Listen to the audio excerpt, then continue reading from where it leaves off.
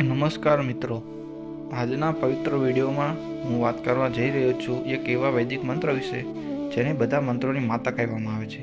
હા, આ છે ગાયત્રી મંત્ર. સવારે મંત્ર બોલવાનું મહત્વ. શાસ્ત્રોમાં લખ્યું છે કે સવારનો સમય એટલે કે બ્રહ્મ મુહૂર્ત. આ સમય મન, શરીર, આત્મા માટે સૌથી પવિત્ર, શક્તિશાળી હોય છે. જ્યારે આપણે સવારમાં ઉઠીને શાંતિથી બેસીને ગાયત્રી મંત્રનો જાપ કરીએ છીએ ત્યારે તેની સીધી અસર આપણી બુદ્ધિ અને વિચારો પર થાય છે. ગાયત્રી મંત્ર. ઓમ ભૂર્ભુવસ્વઃ તત્સવિતુર્વરેણ્યં ભર્ગો દેવસ્ય ધીમહિ ધિયો યો નઃ પ્રચોદયાત. ફાયદો નંબર 1, બુદ્ધિ શુદ્ધ થાય છે. ગાયત્રી મંત્રને બુદ્ધિનો મંત્ર કહેવામાં આવે છે. જે લોકો રોજ સવારે આ મંત્ર બોલે છે તેમની વિચારશક્તિ તીખી બને છે, ખોટા નિર્ણય ઓછા થાય છે અને સાચા રસ્તા પર ચાલવાની સમજ વધે છે.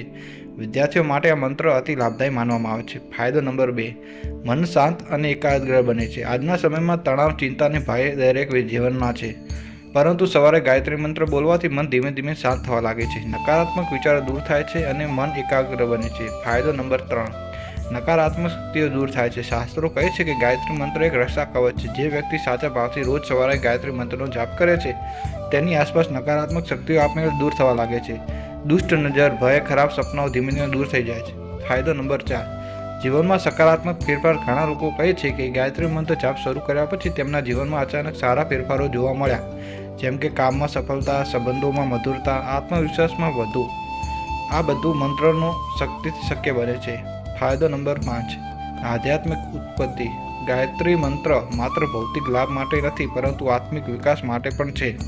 આ મંત્ર આપને અજ્ઞાન તરફથી જ્ઞાન તરફ, અંધકારમાંથી પ્રકાશ તરફ લઈ જવામાં આવે છે. ક્યારેક કેવી રીતે બોલવો?